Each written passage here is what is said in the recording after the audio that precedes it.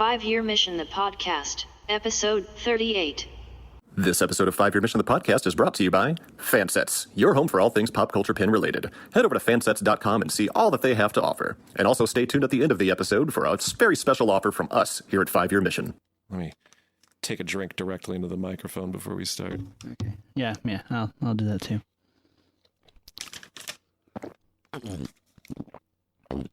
Yeah, both chug.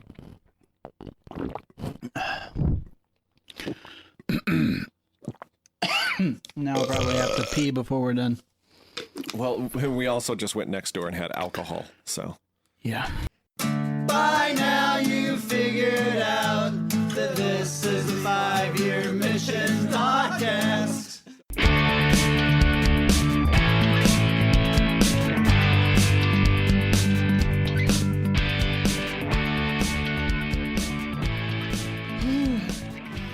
Welcome to 5-Year Mission, the podcast, the only podcast hosted by a band called 5-Year Mission.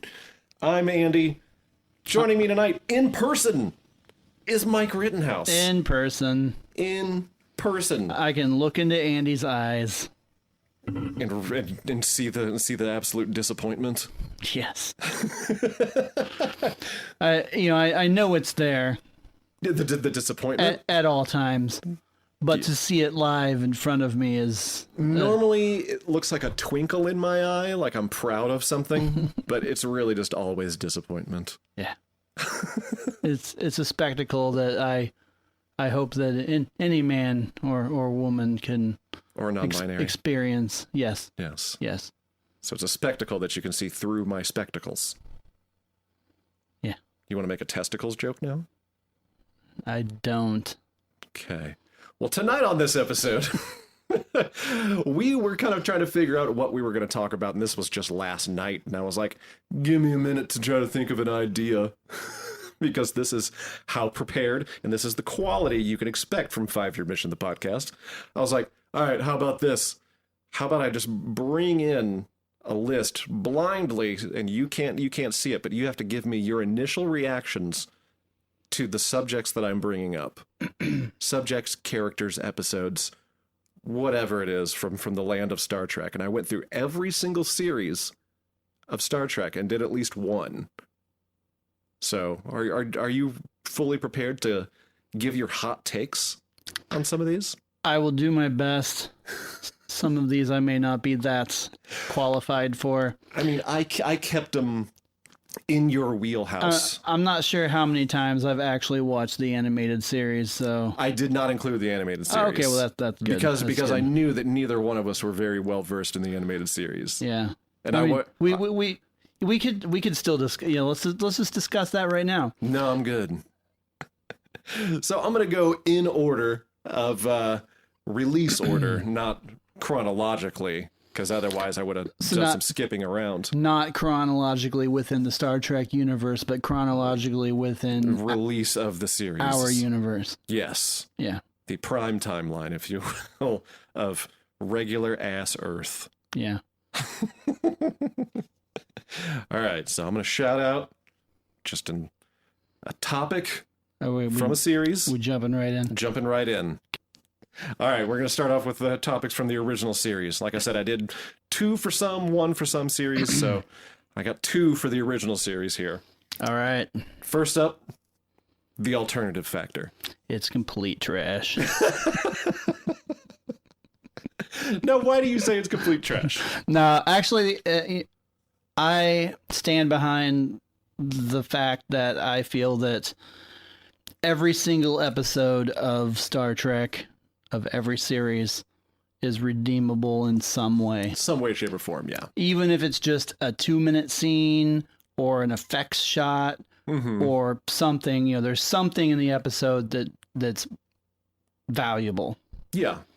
Now, that being said, some episodes are 90% trash. Right. It's like in our case, it's not really an episode you're going to go to be like, I want to watch some Star Trek. Yeah. Unless like in our case, we're writing a song about it, and then you have to watch the episode because we got some season 3 that we got to slog through here for year 5 that we're working on. So I keep putting off The Empath. I do not even want to watch it, man. Yeah.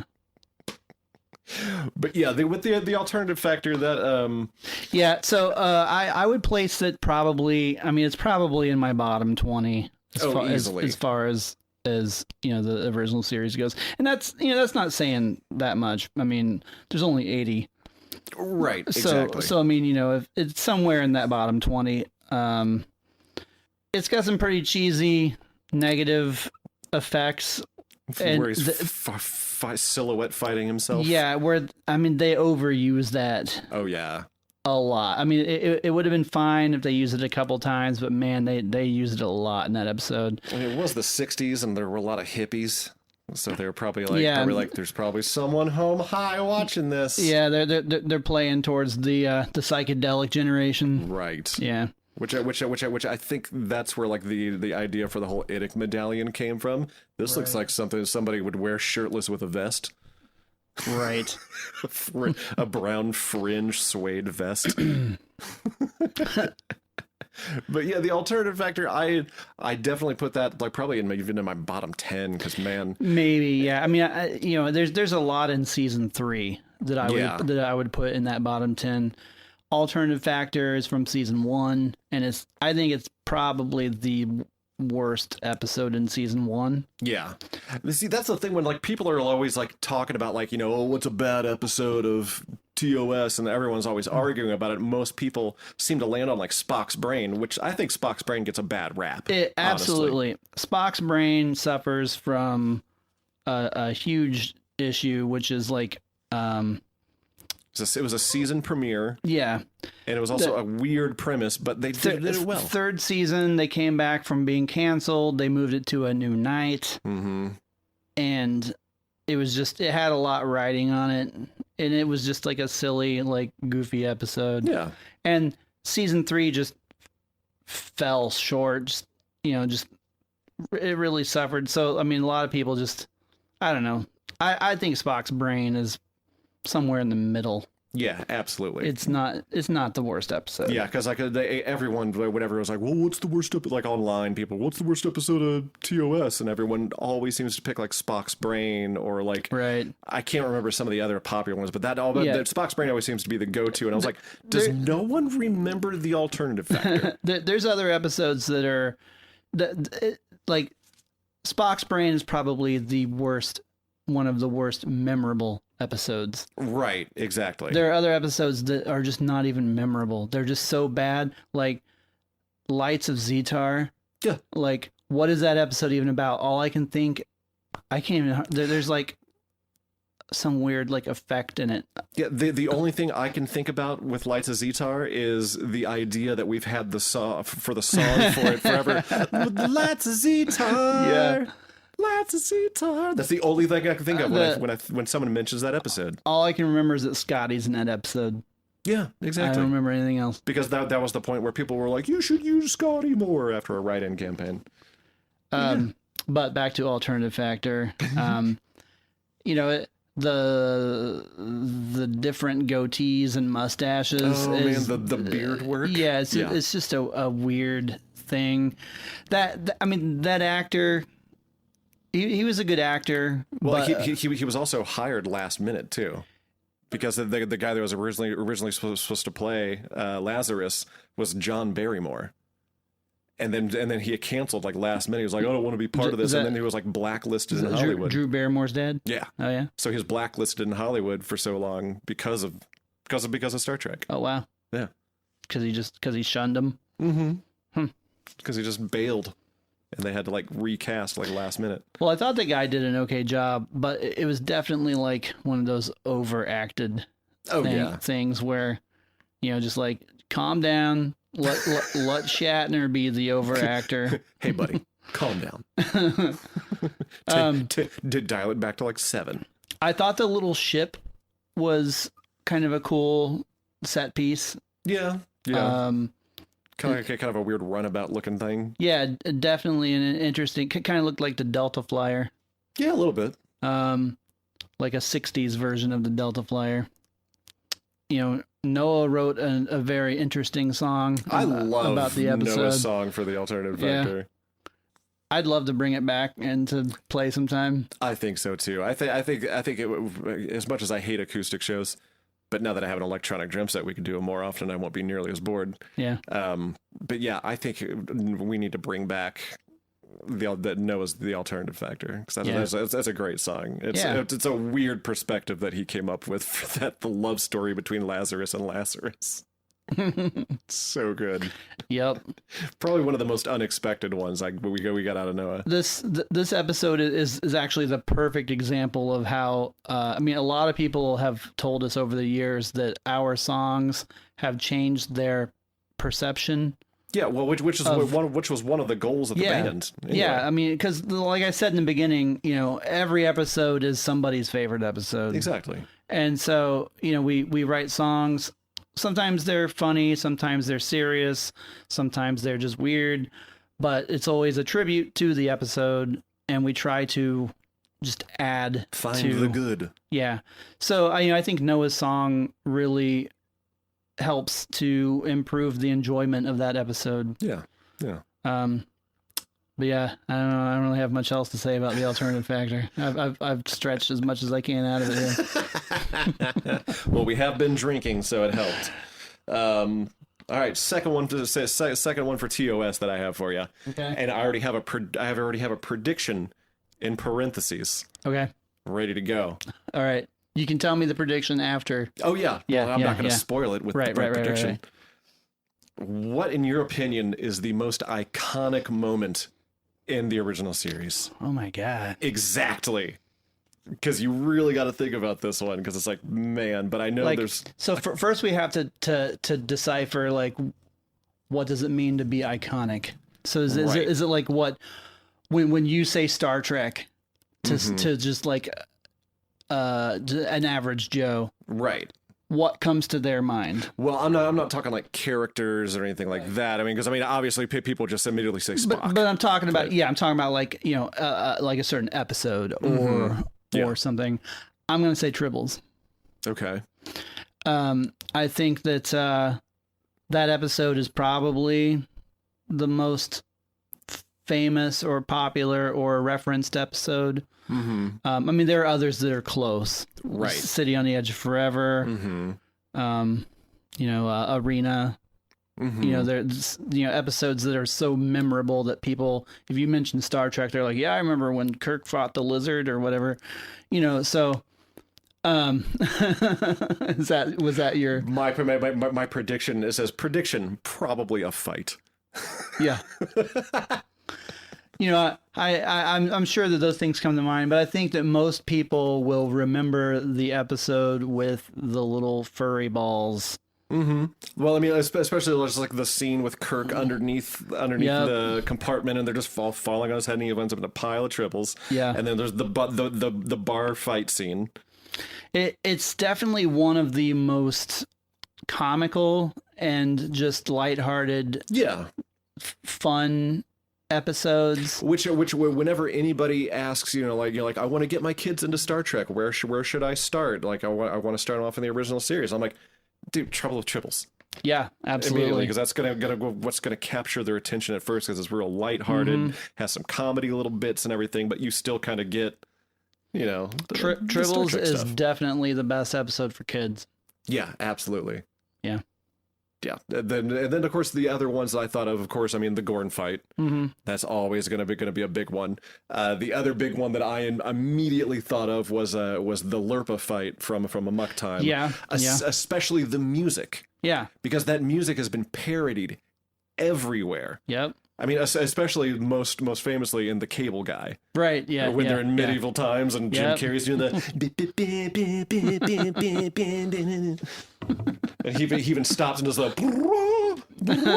I know. I love that. But yeah, then there's just like so many people that like oh, and then there were like the guest stars. You have people from like the Batman 60s TV series that guest starred on there, and then you got like Joan Collins and like one of her first like major roles and everything in City on the Edge of Forever. Yeah, and Ricardo Montalban. Yeah, and then of course you got Khan. Yeah. Which, I mean, if anything, I think if most people know Star Trek off the top of their head, it's the Wrath of Khan. I think that Star Trek fans would think of Space Seed as an iconic episode. Oh, absolutely. I think, what's the Harry Potter term for people that aren't Hufflefart? Nah. People use it all the time. Muggles? Is that it? So something Muggles would know? Something like, yeah. So yeah, anyway, something that basically everybody, uninitiated people would know. I think that those, those kind of people wouldn't necessarily recognize Space Seed as being iconic. Right. But the Wrath of Khan, they would probably. I mean, just the earwig scene alone.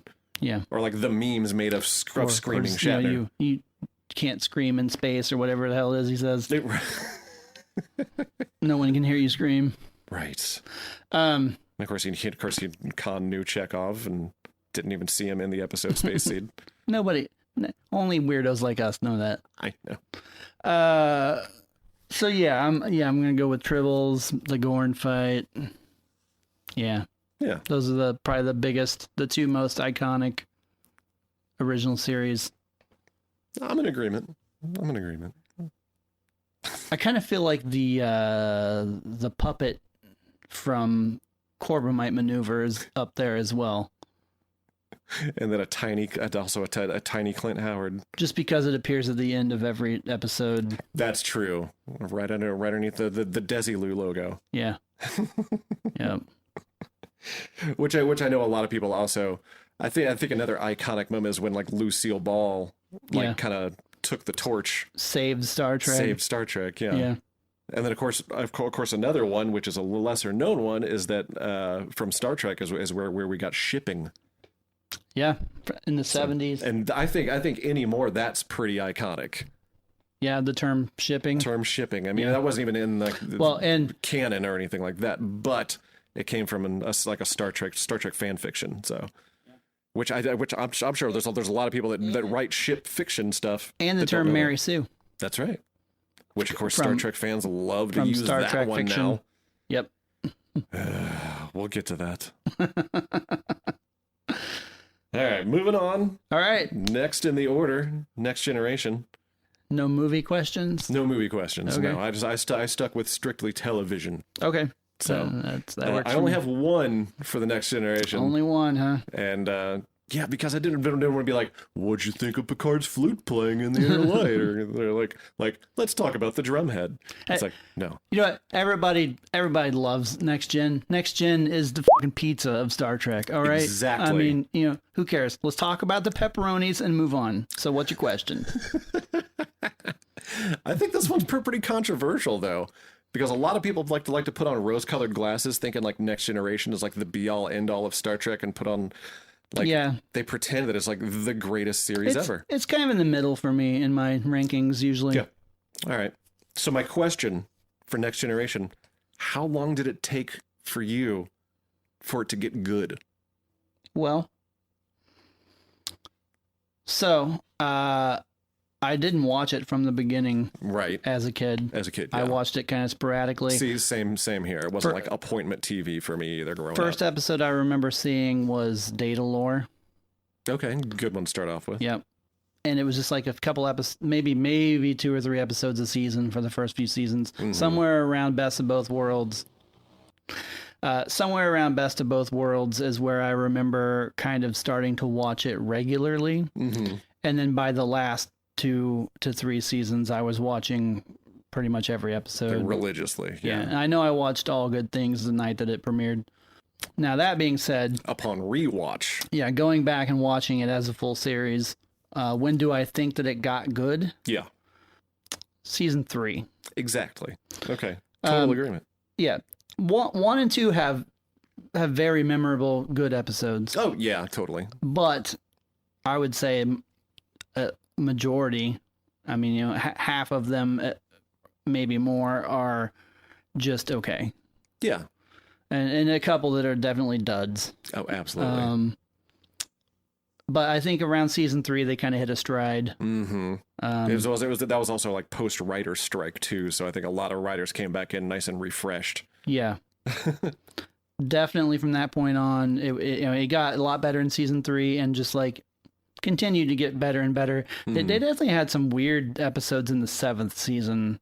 Like, like Masks and Sub Rosa. Like, what are those episodes? Wait, Sub Rosa was that was 7th season, man. Really? Maybe I just didn't put 2 and 2 together. Like, what is going on in the 7th? Maybe that's why they ended it. They were like, well, we're kind of out of ideas. We did Sub Rosa. Maybe it's time to throw in the towel. So yeah, that's my answer. Season 3. Yeah. So basically, once Riker grew his beard. Well, he grew the beard before season 2. Okay, that's true. He had it in season 2, and nothing against Pulaski. Mm-hmm. She was in season 2. I thought she was great. Yeah. A lot of good episodes in that season. I think Measure of a Man was in season 2. Yes, which that's is that was the whole trial with Data, right? Yeah, yeah. A few other episodes are in that season that are good. And the first season had a few, but yeah, season 3 definitely, like, it became more regularly, like every episode was enjoyable. Yeah, which is basically also DS9. Yeah, though I might argue that DS9 had fewer duds. Yeah, and I mean, you gotta move along home and. A couple other episodes.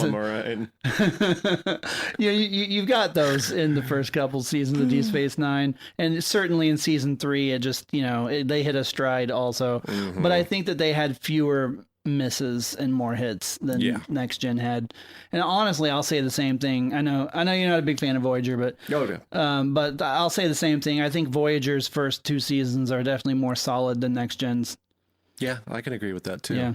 I mean, I think Next Gen, when they had a hit, it was better than Voyager's hits. Yes. But I think when Next Gen had a miss, it was a much more of a miss than Voyager's misses. Mm-hmm. Looking at you, Sub Rosa.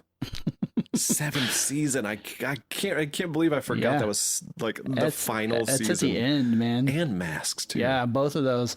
Just weird, bad episodes. We're going to try to get into more like the horror sci-fi. So we're going to need to do some ghost sex. Ghosts and masks that take control of you. All right. Well, speaking of Next Gen. Oh. Before we move on here. Lately I've been doing this thing. So I've been working out, exercising at home a lot. We got a treadmill. Oh. And so I walk on the treadmill a lot and just like watch TV and stuff. One of the things I do lately, because Ashley works from home, so I try to watch stuff that doesn't really matter, like stuff that we've both have seen or whatever. So what I've been doing lately is I've been playing Next Gen Roulette. Oh, where I've got an 8-sided die and a 20-sided die, and I'll roll them to see which season one's and the episode. Season, one's the episode. Yep. If I roll 8, I get to pick the season myself. Oh, you don't just re-roll? Well, no, I just if I roll 8, I'll be like, I'm gonna go with season 4. Okay. And then I'll roll the 20-sided, and it'll pick whichever episode. Now I realize most of the episodes or seasons had like 25 episodes or whatever, but the other thing I do is if I happen to roll the same episode that I've already watched recently or whatever, I'll move to the next one. Okay. That I haven't seen. So it's not a bad idea. I should really start doing that too. Yeah, it kind of forces me to watch some episodes. Like the other day, I watched Hero Worship.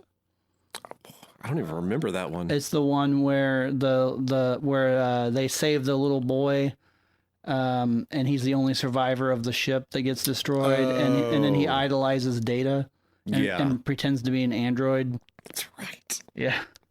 So I watched that one the other day. Oh, man. Yeah, that's another reason why I should start doing that, because I'd be like, I don't want to watch that episode. It'd be like, okay, what episode's next in my rewatch?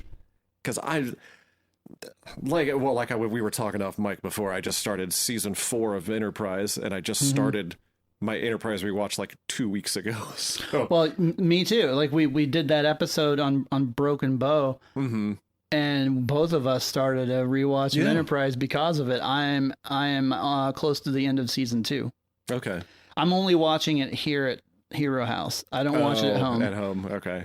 Well, because Ashley's not seen Enterprise yet. Because you guys are doing DS9 and Voyager right now, right? Yeah, she's in season 5 of DS9 and six.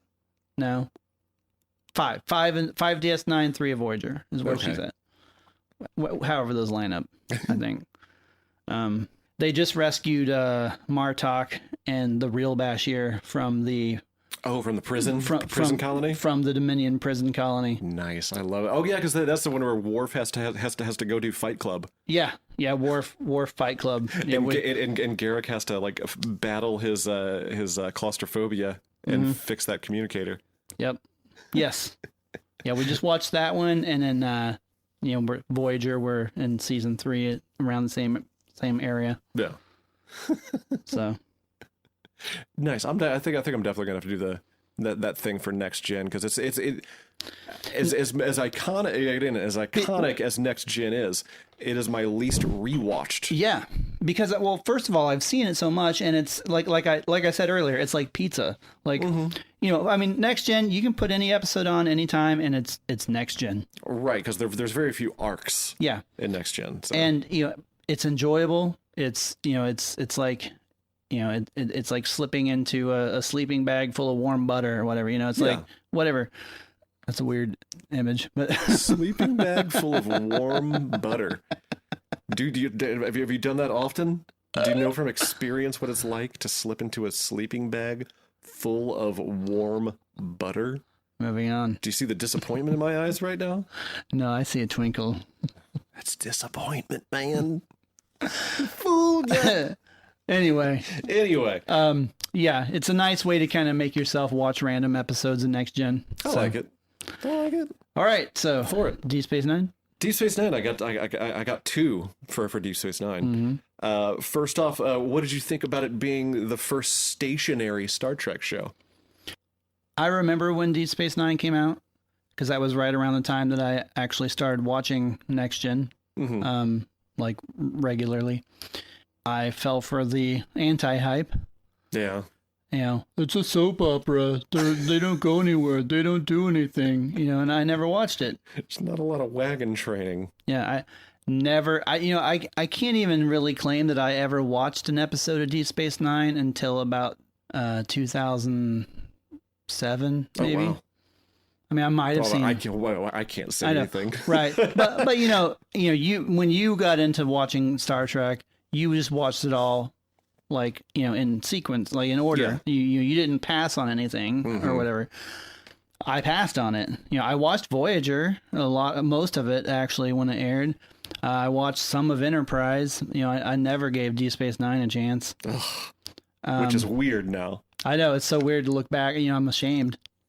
I'm ashamed that I didn't finish Enterprise when it was on. That's a time in my life that I would like to forget. So anyway, I definitely fell for people saying that it wasn't any good because it was a soap opera, because they didn't go anywhere, do anything. But then upon rewatch. Yeah, upon watch. Oh, okay, yeah. And I guess technically it would be just watch later. Upon watch and many rewatches. Exactly. It's first of all, it's the top of my list. It's my favorite of all the series. Mine too. The others kind of bounce around, but it's always right there at the top. Mm-hmm. Yeah, I think that it was a bold choice. Yeah. For them. I like that they added the Defiant. Yeah. In the second season. That was such a cool reveal too. Mm-hmm. I brought a little help. Yeah. It's like, yeah, you did. I like that they added that. I like that it created the option for them to leave the station and do things. Not that, I mean, they already had runabouts and they used those, and there were a lot of things that took place off the station. But honestly, it's almost like a cop-out. It's almost like they were listening to people's complaints and said, well, we need to get these people off the station because people aren't going to watch the show. Yeah. I think that all of the turmoil on Deep Space Nine and the ongoing arcs and all, the Bajoran and Cardassian and Ferengi, like storylines that just kind of go on and on throughout the series are the most compelling part of it. Yeah. And then you got the wormhole right there, which brings over the Dominion, so you don't have to go anywhere to face the Dominion, really. The random unused TNG scripts, like, Right. you know, where we show up on a planet of... Where they show up on a planet of like people of convicts that are stuck on a planet that just keep like dying and coming back to life, and then they leave Opaka behind. That's right. You know, like, okay, that episode's okay, but you know, give me like, you know, Quark on the station trying to smuggle in something, you know, and it goes sideways. Like, I'd rather have that. Yeah, give me some more Odd Couple episodes between Quark and Odo. Yeah. Quark. Another impression I got to work on. Sorry, Frankie. Similarly to them adding the Defiant was them adding Worf to the cast, which I'm torn on the fact that they added Worf for several reasons. To me, Worf will always be a next generation character. Yeah. I do appreciate his presence on Deep Space Nine, but I felt like it was almost intrusive because the rest of the cast is all fantastic.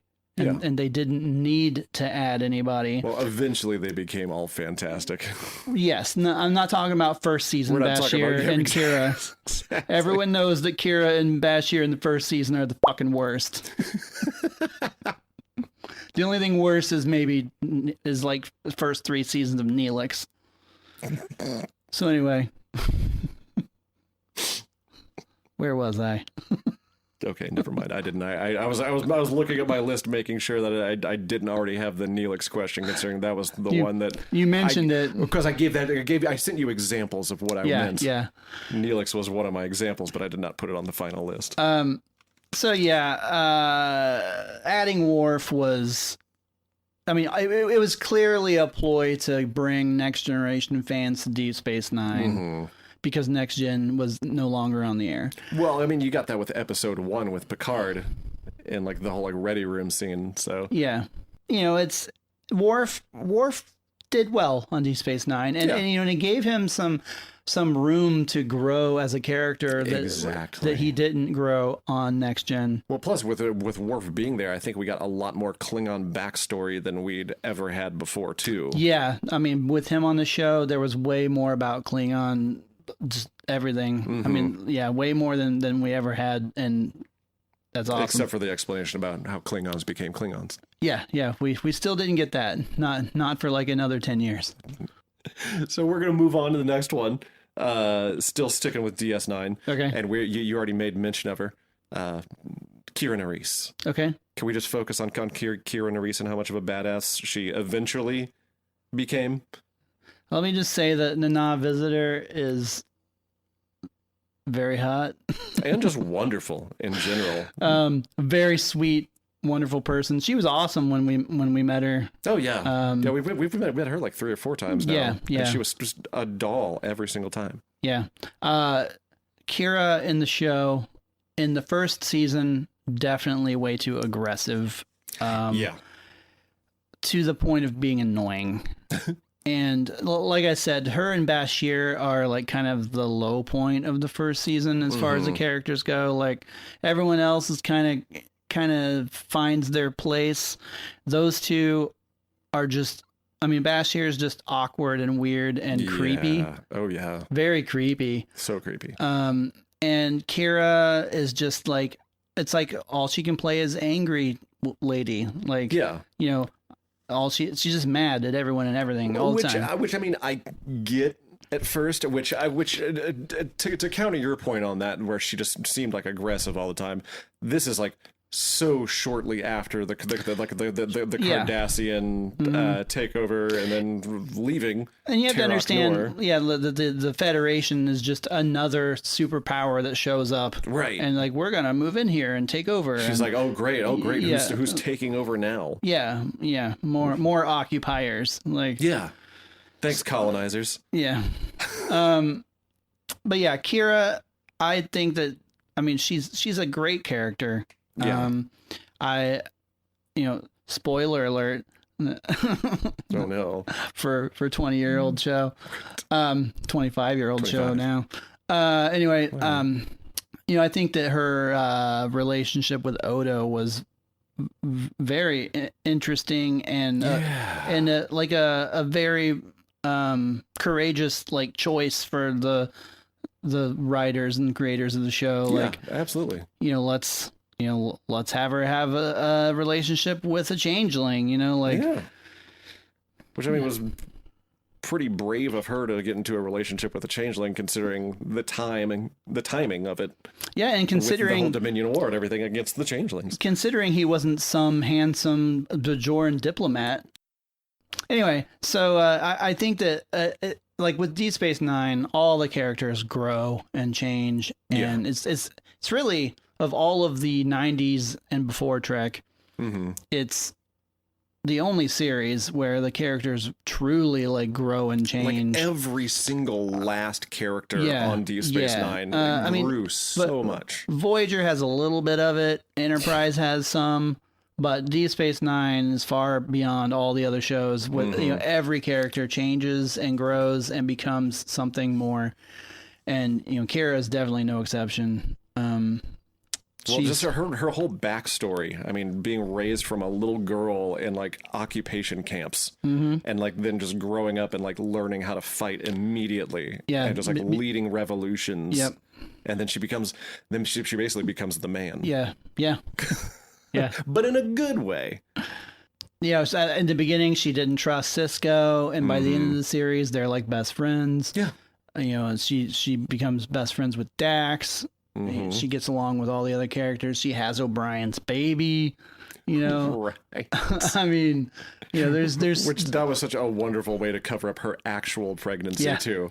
It's like, we need you in these episodes. How could we possibly hide it? I love when she says to Bashir, "You did this to me. This is your fault." I mean, that was another great thing about DS9 is like everybody had like no matter who had comedic moments too. Yeah. It wasn't just like every single person was constantly serious on there either, but like everybody had like their time to shine with like their weird comedy chops, but then like can turn around and just like be the most absolutely tear-jerking dramatic character. Yeah. Even Nog.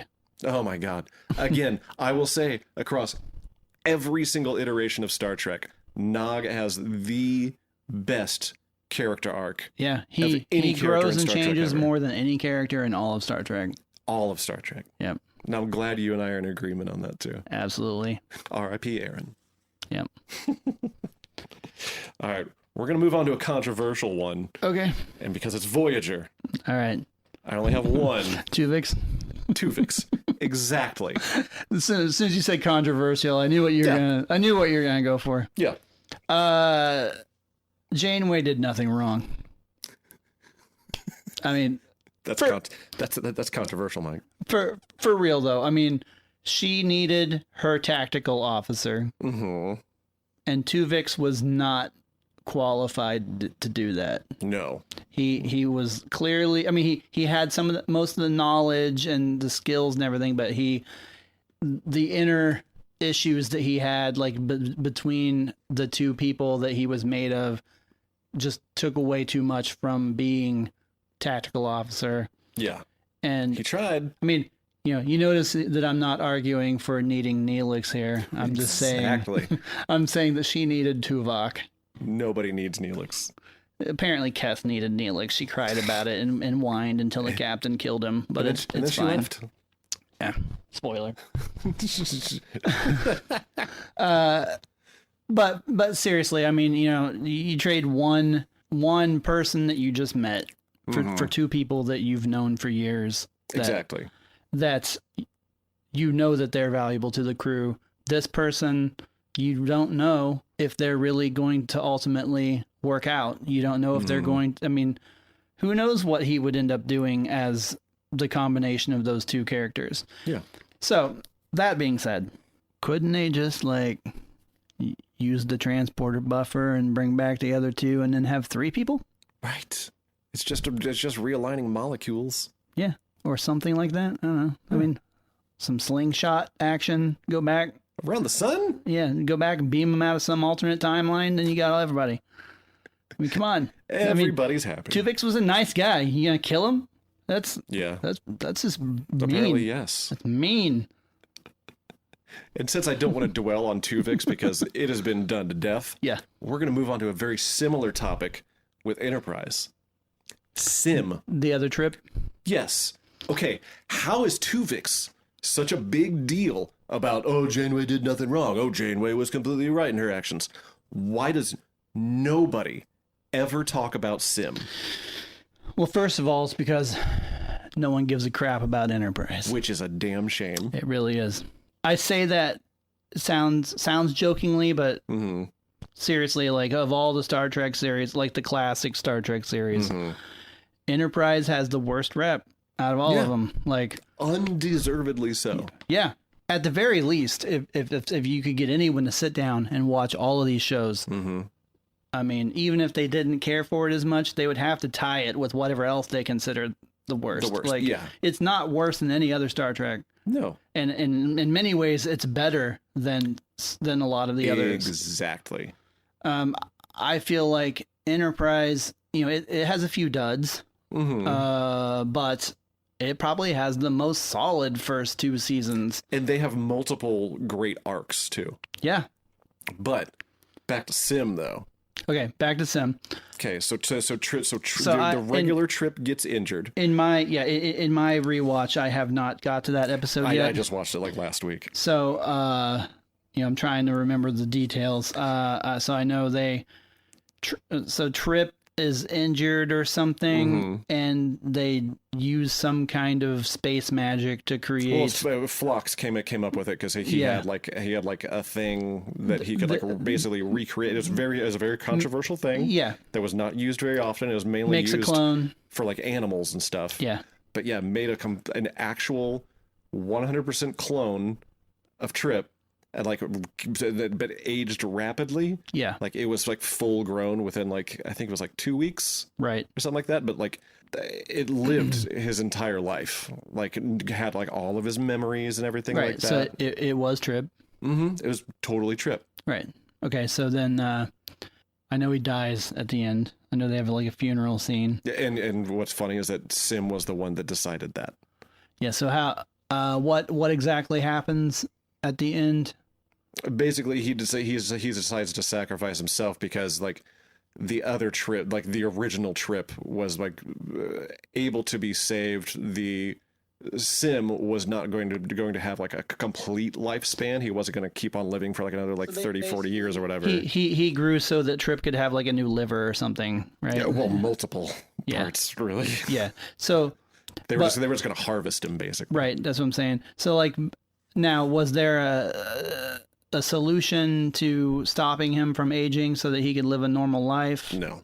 So he was just going to eventually die. They weren't sure how long he was going to live once he reached the Trip's current age. So what's the controversy then here? Oh, basically, considering they didn't doing know it in the first place. They didn't know. Well, that and also they didn't know how long he was going to live after that, but they went ahead and he could have killed lived him anyway. He could have lived a couple of years. He could have lived 50. Who knows? So they just didn't know how long he would live, and other Trip is dying. Mm-hmm. So hey, let's murder this guy and donate his parts. Yeah. Okay. And he was very well aware of the situation, but also this is where we also got the fact that Sim went in and had the conversation with T'Pol and told her Trip's feelings about her. Right. So unlike Tuvix, Sim was ready to sacrifice himself. Eventually, yeah. After much protest. Yeah, I wish I had rewatched the episode. Yeah. I've seen it several times, but it's not nearly as fresh in your mind. Yeah, it's been a while since I saw it. Yeah, it's since I I don't remember much about the episode. It's hard for me to really say much. I remember enjoying it and feeling very compelled Yeah. by the character. It's a wonderful episode. Yeah. I mean, that's a tough situation. I mean, do you let the real Trip die so that this other Trip can live? And is he just going to be Trip from now on if the real one dies? But what if he suddenly dies next week because he's, or whatever? What if he suddenly turns 90 years old and dies? It keeps aging rapidly. So I guess thinking about it that way, if you know for a fact that regular Trip is going to live a regular life, until he's until he dies in, the last episode. Yeah. Unnecessarily. He carry on his relationship with a 63-year-old T'Pol. Right. I was wondering how old you were. I've been trying to get you to tell me since we went on this mission. That's a good trip. It wasn't bad. Yeah. I got to work on it. It's fine. Pecan pie. Pan-fried catfish. I forgot when they had to go to that station that repaired Enterprise. Yep. Pan-fried catfish. I wouldn't be able to tell the difference.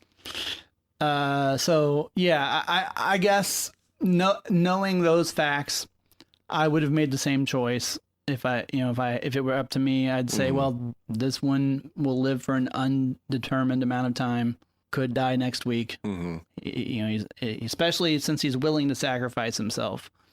Other Trip will live a normal life until he dies of whatever natural causes or whatever.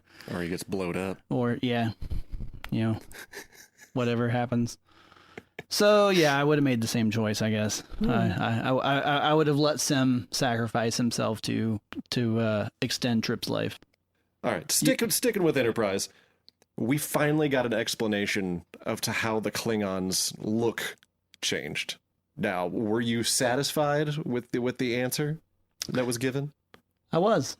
I think that was. I think the Enterprise did a really good job of tying a lot of things together over all of Star Trek's continuity. Retconning. Yeah. Yeah. And I never really knew, because I didn't get into Star Trek until Next Gen was halfway through its run. So I knew those as Klingons. I knew like Worf and the Ridgy Klingons. Gowron, the 24th century Klingons. I knew those as Klingons. So, looking back on the original series, it wasn't really that big a deal to me. I just thought that it was weird that they didn't look like them. Right. I thought that the ones in the motion picture looked very weird with their shiny, like perfect ridgy foreheads. Yeah. But Enterprise came up with a plausible reason to explain it, and that way, it made all of Star Trek kind of fit together and gave us no reason to really argue about that anymore. Right. Exactly. Until Discovery, when they gave us, actually before Discovery, and until not Wrath of Khan, Into Darkness. Into Darkness, yeah. Yeah, when they gave us the lizard Klingons. Yeah, with the helmets. Yeah. And the lizard eyes and the scaly, like, come on, man. If you want to make lizard people, make a new species or I honestly something. always forget about the Klingons in Into Darkness. Yeah. It's because it's so forgettable. Well, it was a very throwaway scene, but it was also a very throwaway movie, in my opinion. Into Darkness is the piece of Star Trek that I have watched the least. Yeah, I saw it once in the theater, and it was with you. Yeah. And the rest of the band. I saw it in the theater, and I saw it once since. Yeah, I've watched 2009 multiple times. Yeah. I've watched Beyond multiple times. Yep. I've never gone back to rewatch Into Darkness. And Into Darkness is just it is the lowest point of Star Trek in my opinion. I put it below any other Star Trek movie. I mean, I can see that. Below all the other movies. Hot takes, Mike. Hot takes. Is this a hot take or what is this? That's just a regular take. Is that okay? All right. Yeah. Hot take: Star Trek V is better than Star Trek II. That's my hot take. That is a pretty hot take. Anyway. You're going to get into fights over that one. Oh, I have. I've gotten into arguments with people. Internet arguments, they don't really count. Well, those don't count, yeah. So, in the interest of not dragging it on, I am satisfied with what Enterprise did with the Klingons. Absolutely. And one real quick thing about it, when Enterprise first came out, and the first episode, I watched when it originally aired, and the first scene is a Klingon crash landing on Earth 100 years before Kirk, and and he looks like a Gowron Klingon, and I'm like, what is this? This doesn't make any sense. Why is that Klingon? I was, What about my timeline? throwing my slushy at the TV and kicking my Taco Bell off my chair and being mad, and then the theme song came on. And I'm like, turn this shit off. What have they done? So I'm glad they explained why they looked like that before, all these years later and after. I just think it's crazy that it took them so many years to give us the explanation. Yeah. Well, I think they reached a point where like fandom had discussed it so much that it reached the top. Yeah. And they're like, oh, they need an explanation. We can't just change the effects and not explain it. Right. So. Yeah. I'm glad they did. Yeah. Finally. Moving on. Moving on to 15 years later. Right. Because we're on Discovery now. Yeah. We already kind of discussed the Klingon look, so I'm not even going to get into that. Was that one of your questions? That was one of them. Yeah. So we already kind of touched on that one a little bit, so we're not really going to... I'm glad they added the hair. Mm-hmm. And also explained the hair. Yeah. I'm still not real satisfied with the look, but it's better with the hair. The only thing I'm not satisfied with is the teeth prosthetics. The teeth and the Hebrew or whatever that is that they're speaking. It doesn't sound like Klingon. It's Klingon. But it's like it's just the way the prosthetics make it. Plus, they're like enunciating everything too. Yeah, but like it just doesn't even sound like Klingon because they're not barking it. They're actually just speaking because they're not constantly angry like all the other Klingons. I guess, but I don't know. First season Discovery, I'm very unhappy with the Klingons in that season. Yeah. But I'll accept it. It's fine. But season 2 Klingons. The season 2 Klingons are much better. I'm interested now that they're in 1,000 years in the future. Mm-hmm. I'm interested if they have Klingons on the show, what they're going to look like, because they didn't really have any. True. I wonder if they purposely didn't have any Klingons in that season because they didn't want to like make a choice. True. Yeah, it's like what other augments could they have gone through over 1,000 years? Maybe they had Trill and they made him look like Trill, so you can't make some Klingons look like some Klingons, man.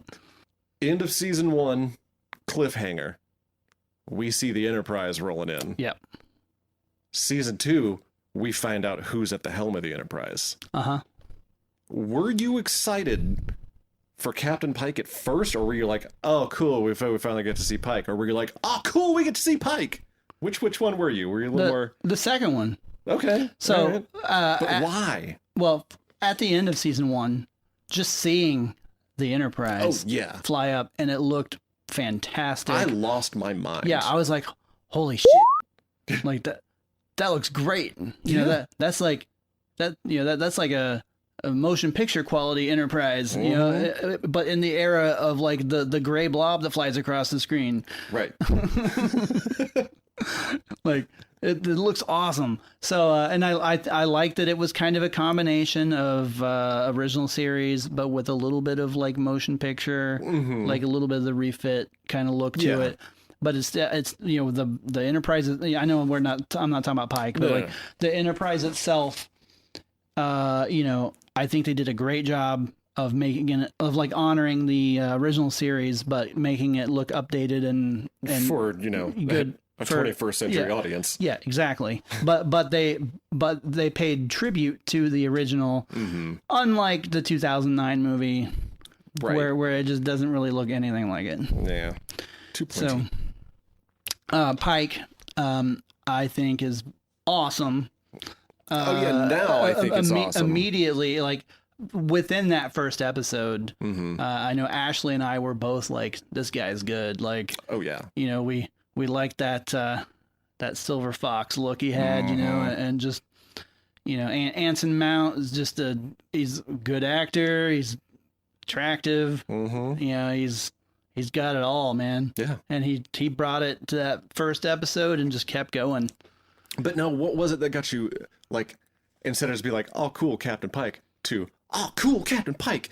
Like, I wasn't like super stoked because like it was like, oh cool, we finally get to see, you know, what Captain Pike was up to before, you know, right. Well, all we knew was Jeffrey Hunter and his one performance. I'm not even going to count what's his face from the movies. Oh, the movies, yeah. Like, yeah. Nor should you. Yeah, we're not even going to worry about that guy in the wheelchair or whatever. One of my favorite moments in Discovery isn't even an actual scene in the show. It was at the beginning of an episode where it said previously on Star Trek, and they showed flashbacks from Jeffrey Hunter in the cage. Like, that was genius. Yeah, that was amazing. Like, yes. But I don't even remember what we were saying. Oh, basically that I was like, I wasn't like super stoked to see it. I was curious, I would say. Well, when let me ask you, when the Enterprise showed up, were you hoping it was Kirk? No. Okay. No, like I kind of figured it would be, like, considering the timeline. Did you think maybe it was April? No, I kind of figured it was Pike because of the timeline matching up and everything. You know, because it's like 10 years before before the original series, right? Before Kirk took over, like before Where No Man Has Gone Before. Yeah. So, so like I knew Pike was in charge. But it didn't. Just seeing the Enterprise made me freak out. But like the fact that Pike was on it, I initially wasn't like, oh, this is amazing. We get to see Pike. It's just like, oh, cool. We get to see Pike. Well, yeah. Looking at it that way, like what you're saying, yeah, it was by the end of that first episode with Anson Mount.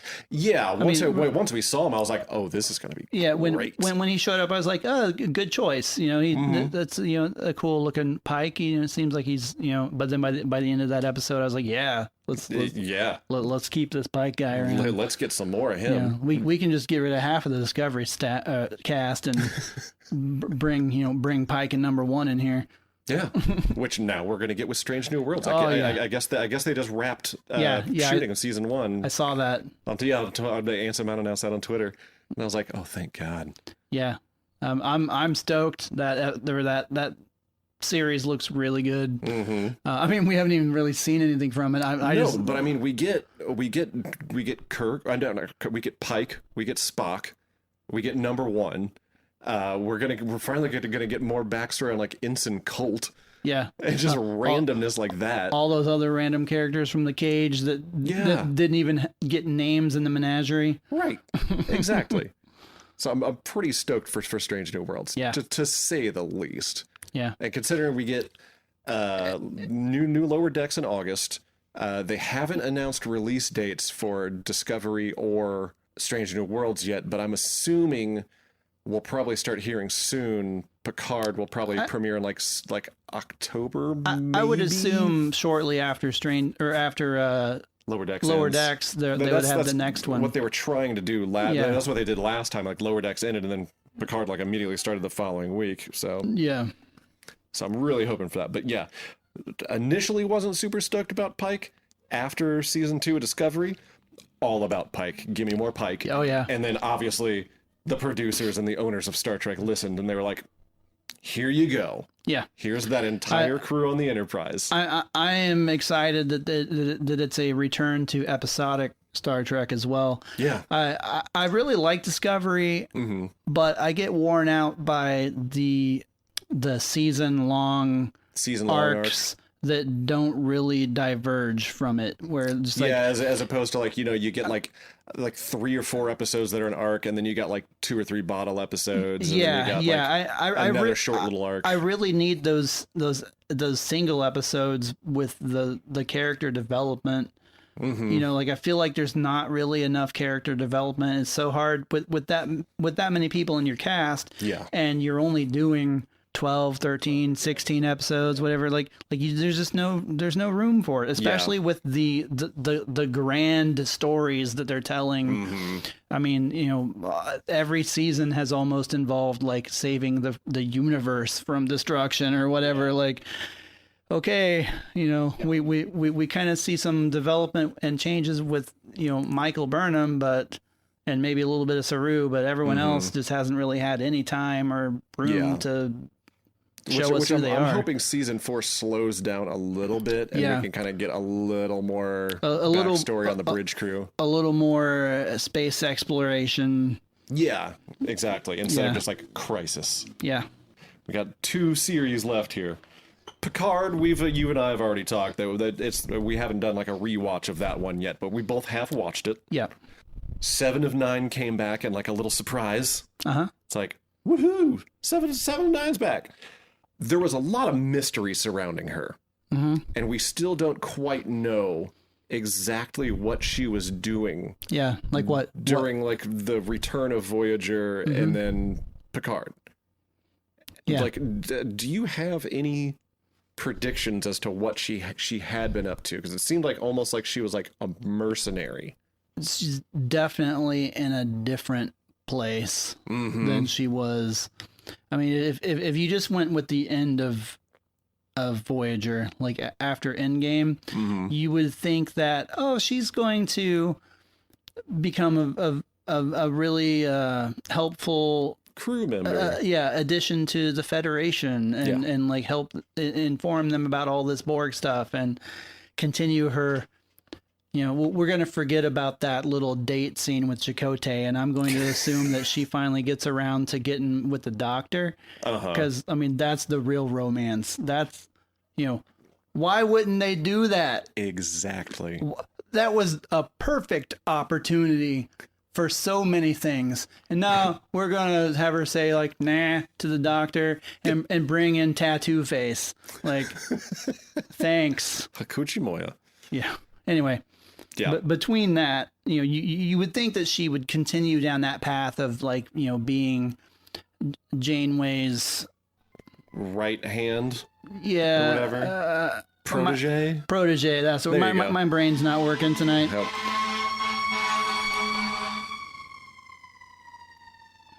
Fire. So you would think that she would continue down the path of being Janeway's protege and learning about humanity and like exploring herself like with the Doctor and everything, but apparently that's not what happened. Yeah. Somehow she fell into some dark hole where she's just straight up like the Punisher or something like. Well, because we see like that one, the colony that they end up on the former Borg cube. Where they're just like talking about all the XBs, the former Borg, basically, and they're like trying to like, it's basically like a recovery center. It's like a rehab for Borg. Yeah. So, but she shows up, seems to still know everybody, probably because of the connection with the whole hive mind assimilated thing, and like it's like she like shows up to the party and instantly knows everybody that was once a Borg, which was great that she knew who Picard was. Yeah. Without ever meeting him in person. Yeah. Which was fantastic, and that was like, ooh, good. That's some great continuity. Though watching that, I also got the impression that maybe they worked together at on some something. Point, maybe, you know, after Endgame, maybe she met Picard and they crossed paths. But I mean, he was Locutus, right? But there is also that they have that connection. Yeah, and I definitely got that from it as well. But yeah, I haven't really been able to pick up where they're heading with her story leading into Picard season 2. Because like the only thing I noticed in the trailer is like there's like some weird, it looks almost like a dream sequence or something. But she's like raises her hand to her face and like all the Borg stuff isn't there anymore. And she's also wearing like a wedding ring. Yeah, it's. But so you know, I'm not sure what's happening here. With Q involved. Yeah, it could be anything. He could be altering reality and all that stuff. So, I mean, and also with modern Trek, it could be anything. Like, you know, that could. Which I'm definitely stoked for Delancey coming back as Q though too. I mean, that could just be a dream sequence. We're off subject to 7 and 9 with that, but man. Oh yeah. Q coming back is just. In a subject a little related to 7 of 9, involving Picard season 1, I felt that Hugh kind of got the shaft. Oh, definitely. I appreciate what happened with him and everything, but not just the character and what happened within that season, but I think the character overall, of like considering where he was in Next Gen and like where he is now, like I just, you wanted him to achieve so much more. Yeah. And Well, it's like those former inmates that like come out of prison and they become like counselors for recently released prisoners. Like he's there. He was like, hey, I did it. You could do it too. Type of thing. And he's like helping them through, like counseling them and stuff like that. It's like that was so good. Yeah. Like that storyline could have gone way further. But I think to further along like the revenge storyline of right. like the big bads, of course. Yeah, with the Romulans and everything, that you had to. I also kind of felt that Icheb got the shaft. Oh, Icheb definitely did. I mean, that was quick. Yeah, quickly got the shaft. Oh yeah, I felt bad for that character altogether because same thing. Like when you're watching Voyager, you kind of really like that character and you want him to grow into something more and be and like he just kind of fizzled. Poor Icheb. Poor Icheb. Got his eyeball ripped out. Yeah. That was a good scene, though. Yeah. All right. Newest and last one. Okay. Lower Decks. All right. Which I know we both loved. Yeah. All right. First, just for Frankie's sake, I want you to give me your opinion on Rutherford. Rutherford? Yeah. Part cyborg. Mm-hmm. Serious about his job. Mm-hmm. All of his jobs that he tries. Yeah, very, very focused. I mean, first of all, I have to say that I pretty much love every character on the show. I mean, it's hard not to like all of it, everything, every frame. Yeah, absolutely. I mean, in my opinion, it started off a little too fast. And then they found their stride within 2 episodes. I mean, they were in the first couple episodes, they were really hitting those jokes quick and hard. And you have to watch it several times to really catch everything. Yeah. But yeah, Rutherford, I definitely like that character a lot. He's like, I listened to the podcast with Frankie, so, which, by the way, I heard what the two of you said about me. Shut up. I don't care. I mean, what? What did we say? But gargoyle.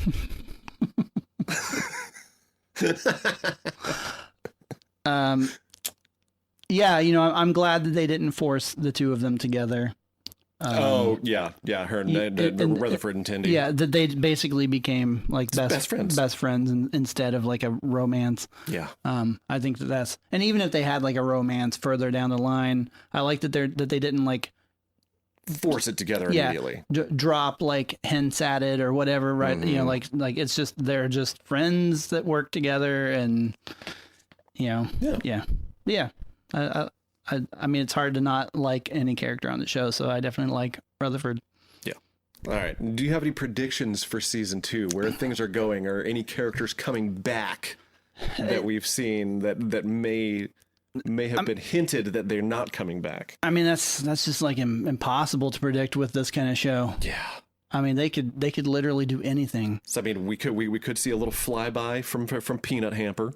Mm-hmm. We could see that Badgie wasn't completely lost in the explosion. Yeah. We could also possibly see a replacement for Shax, which I'm hoping that he has like a twin brother and who's equally as surly as he was, because Shax was becoming probably my favorite character on the crew. Yeah. I mean, I thinking about Star Trek in general, I think that it's quite possible that Shax would never come back. Yeah.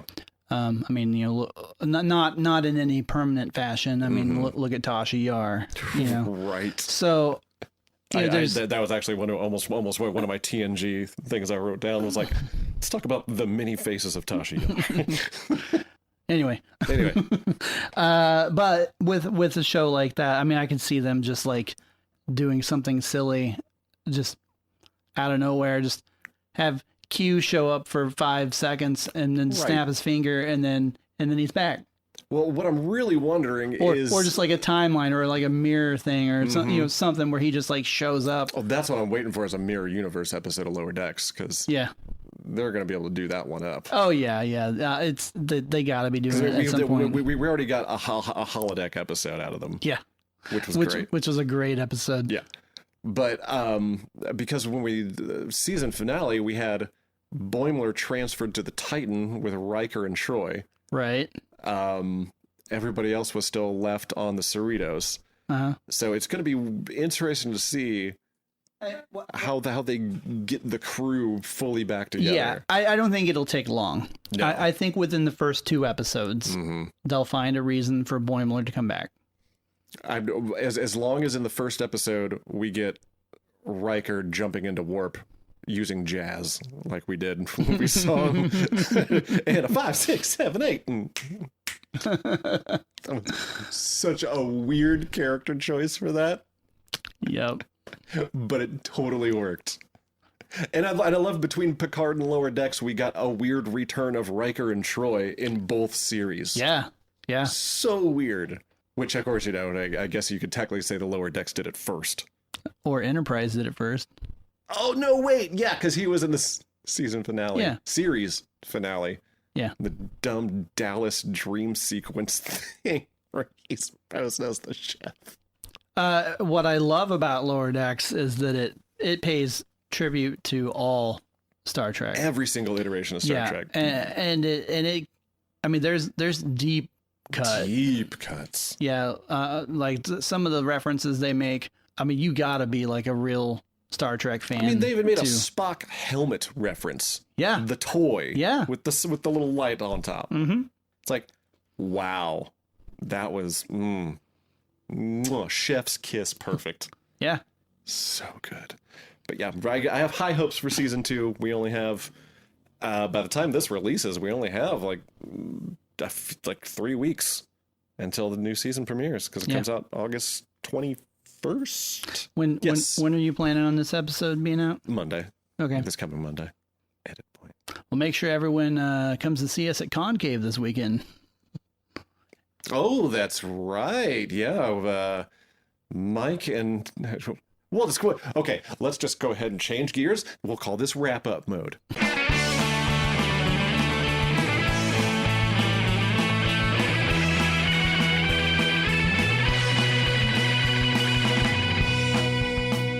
Hey, do you miss getting new content from 5 Year Mission?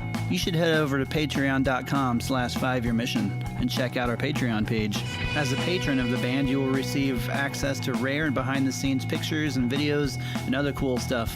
You will also have early access to many things, like video releases or new songs. You can sign up for different levels, from ensign all the way up to admiral. One of the perks of being an admiral on 5 Year Mission's Patreon is that you get to be a producer on this podcast. Currently, our producers are Neil Carpenter, Helen Lake, Debbie Rinke, Carol Jones, Becky and Roxy, Steve and Frankie Palopoli, Madison Rachel Jones, and Jim Morehouse. Your name could be on this list if you sign up as an admiral. So head over to patreon.com/5yearmission now. That's the number 5 Year Mission.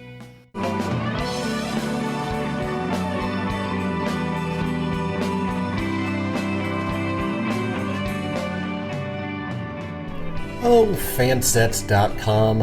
How we love you for sponsoring our show this whole time. I mean, why do you keep putting up with us? Anyway, if you want some new releases, why don't you head on over to fansets.com. Right now over there, you can actually get the as seen on screen Star Trek Picard visitor badge. Let everyone know that, you're just visiting. So head on over to fansets.com, fill up your cart, enter the code 5-Year Mission, that is the number 5, and then all caps, Year Mission, 5-Year Mission. You can get 10% off of your entire order. And next month, August 11th through 15th, if you are at Creation Entertainment's 55-Year Mission Tour, head on over to the dealer room and see the crew from Fansets. Fan out on them, buy some stuff, maybe even mention our name. Maybe you'll get some free stuff. Maybe they'll probably just end up rolling their eyes at you. Anyway, Fansets. Our pins have character, and boy, oh boy, do we thank the guys at Fansets for sponsoring our show and every single show on the Trek Geeks Network of podcast each and every single week. Good on ya. Since we just really trailed off on Lower Decks there anyway. This will come post the the ads. There you go. Perfect. Yeah. I like it. At the end of the fan sets ad. Yeah. Yeah. So yeah, if anyone's around the Bowling Green, Kentucky area, we were playing. You probably heard us talk about Concave before. This is Con with the KH. The summer Concave is much smaller, a little more intimate Concave, where everybody just hangs at the outdoor pool, and not the entire band can never seem to show up for the summer version. So I got my electronic drum kit, which is going to be super dumb. Mike and Noah are just going to be on acoustic guitars, maybe bring a keyboard if Noah has his way, but because he wants to do 80s versions of our songs. I don't know. But yeah, come see us on the 18th of July, Bowling Green, Kentucky, at the Clarion Inn and Suites. You should buy a Concave membership. That's right. But you don't really have to have one to see this show because it's outside. You could stand outside the fence of the pool and say, "Hey, Claude, I'm not giving you a dime," but then come in and give him a dime because it'd be funny. You just throw dimes at him. In fact, I'm going to bring a pocket full of dimes. If I see people standing outside the fence during the set, I'm going to walk over there, give them dimes. Throw them at that guy with the weird beard and the long hair and probably the polyester or silk shirt. Am I right? He wears those at Summer Concave too, right? Yeah, I think so. Okay, all right. Give it to that man. Give it to Ford Windstar. But yeah, we're going to be doing a bunch of stupid stuff. We actually had the idea earlier that we're doing 5-year mission live band karaoke, where if you pick a 5-year mission song, we'll fake our way through it and you can sing along. Basically, Andy and I will be playing the songs, and Noah's going to pretend that he's playing along because we all know that he doesn't know how to play any of our songs. Noah will sing backups. Yeah, he'll fake his way through and sing along with you. That's neither here nor there. We don't have an actual regular show until September 11th at the Melody Inn, our 11th anniversary. Yeah, would have been our 10th anniversary. Stupid COVID. Yep. But yeah, we'll be back there. Boldly Goes coming in from Virginia. Punk rock Star Trek. There you go. Get their album on Coffin Curse Records. I still have yet to receive my vinyl Coffin Curse Records. Good Lord, I pre-ordered it so long ago. But COVID was keeping things a little slow at the record pressing plant, so it should supposed to be on its way here pretty soon. Anyway, and then also joining us is the Yavin 4, Star Wars band from here in Indianapolis. They got a couple albums out right now. You can find them on Spotify, iTunes, Amazon, all that good stuff. Okay, wrap it up, Mike. We're at 90 minutes, man. Holy crap, I got a lot of editing to do. Also, remember to like and subscribe to us on all your podcast forums, Spotify, Amazon, everything you could think of. Leave us a like, leave us a review, give us a follow. Anything helps. Please and thank you. Live long and prosper.